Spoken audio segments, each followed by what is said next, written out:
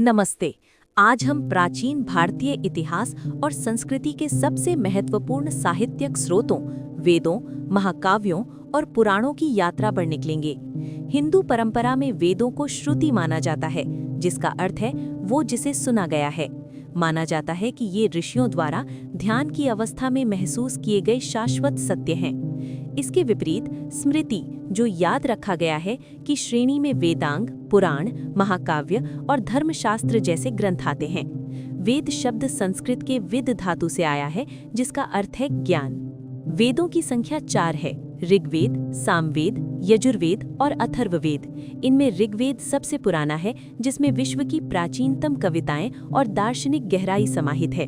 प्रत्येक वेद के 4 भाग होते हैं: संहिता, ब्राह्मण, आरण्यक और उपनिषद। संहिता भजनों का संग्रह है। ब्राह्मण अनुष्ठानों की गद्य व्याख्या करते हैं। आरण्यक प्रतीकात्मक और दार्शनिक व्याख्या प्रदान करते हैं। उपनिषद, जिनकी संख्या 108 है, मुख्य रूप से आत्मा और ब्रह्म की अवधारणाओं पर केंद्रित हैं। वेदों के अध्ययन के लिए अलग अलग स्कूल या चरण थे, जिन्हें शाखा भी कहा जाता है। उदाहरण के लिए ऋग्वेद की केवल शाकल शाखा ही आज जीवित है। यजुर्वेद को शुक्ल और कृष्ण 2 स्कूलों में विभाजित किया गया है। ऐतिहासिक रूप से शुरुआती वैदिक साहित्य का समय 1500-1000 ईसा पूर्व और बाद के ग्रंथों का समय 1500 ईसा पूर्व माना जाता है।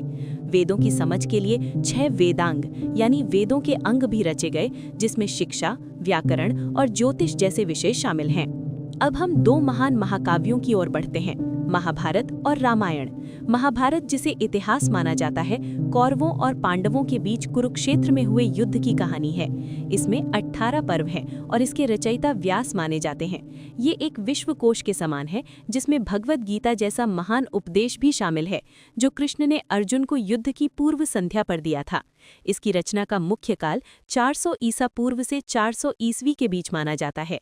रामायण, जिसे अक्सर काव्य के रूप में वर्गीकृत किया जाता है, कौशल के राजकुमार राम की कहानी है। इसमें 7 कांड हैं और इसके मूल रचयिता वाल्मीकि माने जाते हैं। विद्वानों ने रामायण के विकास के 5 अलग-अलग सांस्कृतिक चरण पहचाने हैं। समय के साथ राम की छवि एक आदर्श मानव से स्टेज 1 से बदलकर विष्णु के अवतार यानी स्टेज 4 के रूप में स्थापित हुई।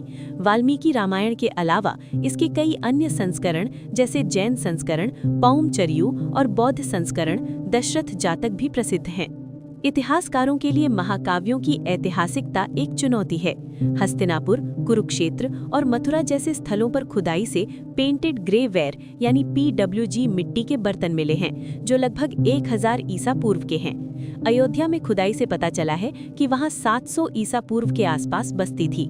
हालांकि पुरातत्व केवल भौतिक संस्कृति के पैटर्न बताता है, ये व्यक्तिगत पात्रों या घटनाओं की पुष्टि नहीं कर सकता।